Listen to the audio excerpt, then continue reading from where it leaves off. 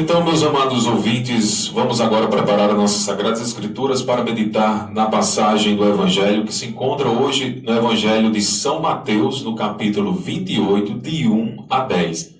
Mateus 28, versículos de 1 a 10. Prepare suas Sagradas Escrituras para meditarmos aquilo que o Senhor tem a nos dizer. O Senhor esteja conosco. Ele está no meio de nós. Proclamação do Evangelho de nosso Senhor Jesus Cristo segundo São Mateus. Glória a vós, Senhor. Depois do sábado, quando amanhecia o primeiro dia da semana, Maria Madalena e a outra Maria foram ver o túmulo. E eis que houve um violento tremor de terra.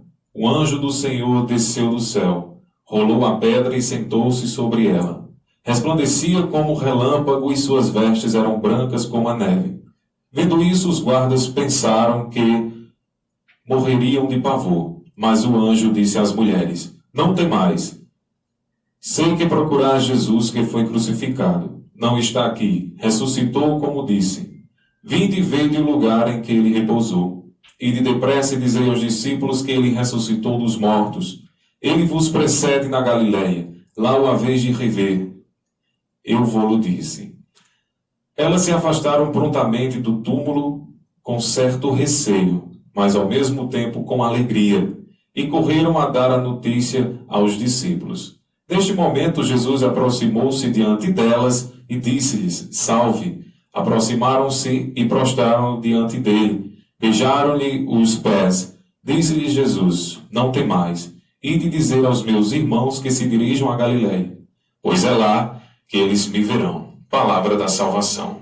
Glória a vós, Senhor. Bem, meus amados irmãos e irmãs, meditando na palavra do Evangelho de hoje, o Evangelho que traz justamente as mulheres, aquelas que foram as testemunhas da ressurreição. Elas foram as primeiras a testemunharem que Jesus ressuscitou dos mortos. Jesus veio, morreu e ressuscitou. E elas, aquelas mulheres, foram testemunhas. Eu peço que você, na reflexão de hoje, acredito que esteja aí com a sua Bíblia, com as Sagradas Escrituras, vamos refletir um pouco dentro da Bíblia o que fez Cristo, o que fez nosso Senhor Jesus Cristo ao morrer. Nós, aqueles que se encontravam vivos, eles viveram o sábado, como a igreja hoje pede que todo cristão viva, o silêncio. Todos os que ficaram em silêncio aguardando. E muitos ficaram até mesmo incrédulos. O que aconteceria? Será que ele realmente irá ressuscitar? Então era um sábado de completo silêncio. Da parte de uns que duvidavam se realmente o Messias ressuscitaria, e a parte de outros que de fato acreditavam, que tinham a fé, e que por essa fé acreditavam que Jesus Cristo sim ressuscitava, iria ressuscitar. Pedro, em 1 Pedro, no capítulo 1, versículo 3, ele detalha o que aconteceu com Jesus Cristo quando morreu, o que aconteceu com o seu espírito quando ele morreu. Então, em 1 Pedro, no capítulo 3, 1 Pedro, capítulo 3, versículo 18 até o 19, diz o seguinte: Pois também Cristo morreu uma vez pelos nossos pecados, os justos pelos injustos, para nos conduzir a Deus. Padeceu a morte em sua carne, mas foi vivificado quanto ao Espírito. E nesse mesmo Espírito ele foi pregar aos espíritos que eram detidos no cárcere, aquele que outrora, nos dias de Noé, tinham sido rebeldes. Então, esses 3 dias que Jesus Cristo passa no túmulo, em espírito, ele desce à mansão dos mortos para resgatar as almas que desde o tempo de Noé se encontravam aprisionadas. Pois, por Adão o pecado entrou no mundo, mas por Cristo ele derrota a morte e dá a vida eterna. E aqui, inclusive, meus irmãos, nós temos um preceito que, inclusive, a Igreja Católica prega, que é que quando a gente morre, não acaba. e nem muito menos fica dormindo. Nós acreditamos, tal como as Sagradas Escrituras que acabamos de ler, que nós passamos por um processo de purificação. E esse cárcere é justamente onde as almas se encontravam, que Jesus Cristo foi lá libertar, que nós chamamos de purgatório, que é um processo de purificação. Já é o céu. Não entendam jamais o purgatório como um lugar intermediário entre céu e inferno. Não é. O purgatório já é o céu. Nós só acreditamos em céu e inferno. O purgatório já é o céu, porém é um lugar de estágio para que possa ser purificado seus pecados, para assim entrar na glória eterna. Mas já é o céu, é porta para o céu. Só tem uma porta purgatória, até brincamos assim. Então, meus amigos e irmãos, nós vimos aqui que o povo de antigamente, inclusive, acreditavam que os mortos, ao morrer, a sua alma estava viva sim. Estava viva sim. Inclusive, nós temos um relato no Antigo Testamento de Judas Macabeus, que fez, inclusive, doações ao Templo de Jerusalém em prol das almas daqueles guerreiros que estavam em guerra, lutando a favor dos judeus para vencer.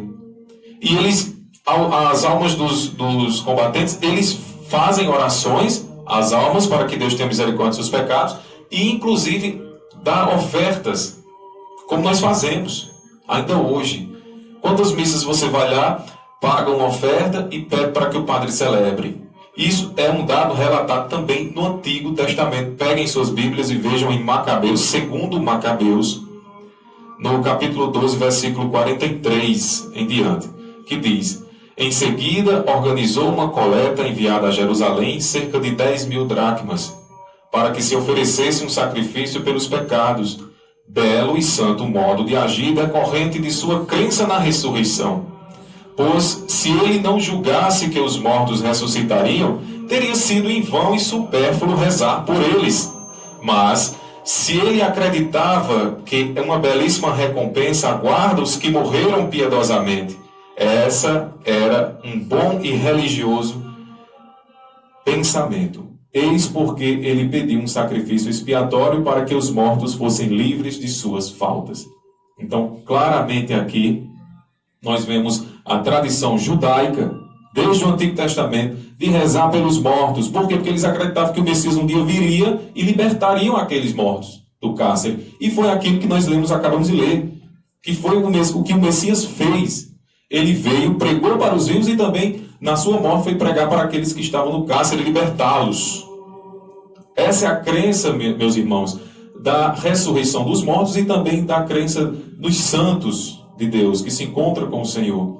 Tanto é que Paulo vai dizer o seguinte, em 1 Coríntios 15, versículo 16 e 17, ele diz: pois se os mortos não ressuscitam, também Cristo não ressuscitou. E se Cristo não ressuscitou, é inútil vossa fé, e ainda estáis em vossos pecados. Ou seja, é pela ressurreição que nós cremos justamente na comunhão dos santos, é pela ressurreição que nós cremos que Jesus Cristo nos salvou e nos libertou. Muitos, inclusive, que não acreditam em Deus, vai questionar: mas isso aí é invenção, jamais, isso é impossível. Mas vejam bem, meus irmãos, se nós formos entender a Sagrada Escritura do ponto de vista histórico, é possível provar a ressurreição. Vamos lá. No Evangelho de hoje nós lemos que quem foram as primeiras pessoas que viram, que foram lá e viram que Jesus, que foram testemunhos da ressurreição? Mulheres. O testemunho de mulher naquela época de Jesus Cristo não era permitido, não era válido. Se a Bíblia fosse mentirosa, ela teria colocado que foram homens. Ela teria colocado lá algum dos apóstolos, mas não, ela colocou que foram mulheres. Para a época, era inválido o testemunho de mulher. Então já prova, inclusive, na veracidade da Escritura. Segundo ponto que nós podemos colocar é a questão da entrega dos apóstolos. Da entrega de que muitos naquela época morreram por essa verdade. Morreram em nome da ressurreição. Me diga quem em sã consciência entregará a sua vida para morrer em nome de uma causa. A partir do momento que você oferece: eu quero que você vá ali e inventa uma mentira bem grande sobre uma pessoa. Com certeza tem alguma coisa em jogo aí. Ninguém difama ninguém, nem calunia ninguém, como já aconteceu comigo, com certeza deve ter acontecido com Lucas. Se não tiver alguma coisa em troca, ou inveja, ou raiva da pessoa, ou vontade de querer desmoralizá-la socialmente, há canalhas para isso.